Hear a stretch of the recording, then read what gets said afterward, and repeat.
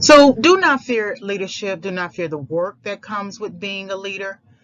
And this may not always be true for everyone, but I just think to myself that a lot of times people leave leadership positions because, and they would never admit this, but they didn't think that the job required that much work, or they hadn't been prepared enough to do that kind of work, because every level requires relearning, or every level requires some aspect of learning. And people often think just because they did well in a previous position or at a previous level that they can easily transfer that success to the next level.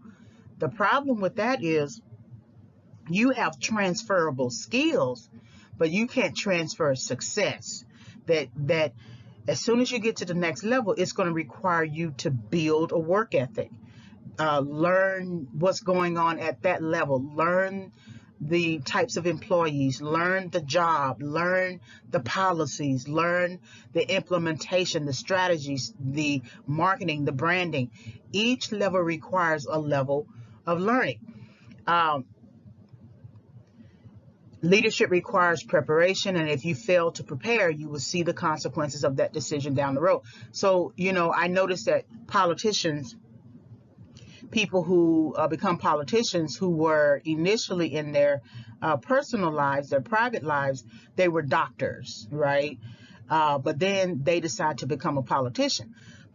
But they have preparation and education and work experience being a doctor.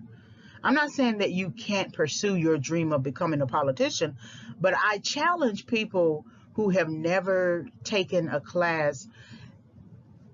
political science class. Here it is, you have spent 8+ years and then work experience, probably 10+ years working as a doctor, and you think just because you have money or just because you have some sort of influence in your private life that you could have influence in political life.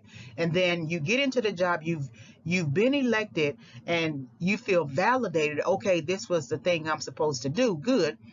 And then you get elected and you begin working in a job and you realize that you really didn't prepare for that job.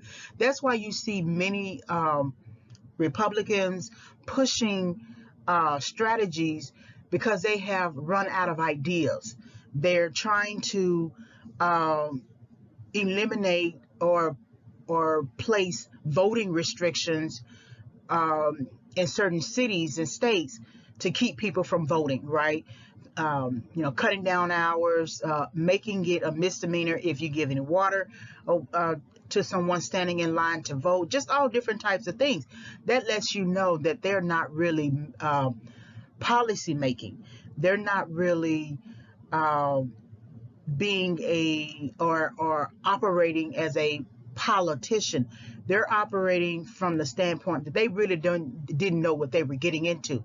And so it's much easier to push something, because then if you push something, it makes you look like you are productive. Some people do not come to the roles to actually do work.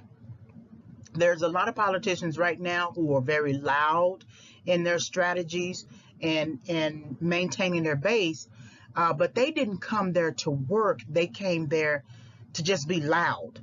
You get somebody who's going up the business ladder and didn't get all of the requisite training. They may have the education, and they're basing their education, their high GPA, on the fact that they can run a business, but they've never run a business. And so eventually you're going to hit the brick wall. There is a brick wall down the road. And if you've been relying on the people around you to support you and make you think that, or validate some claim about yourself that you got it and you got this all under control, what if all those people decided to quit? What if the main person who has been the person who has done the majority of the work that you are taking credit for, what if that person decides to quit or is moved? And then you're going to be called upon to do the things that you said that you can do. So if you don't prepare, the consequences are down the road.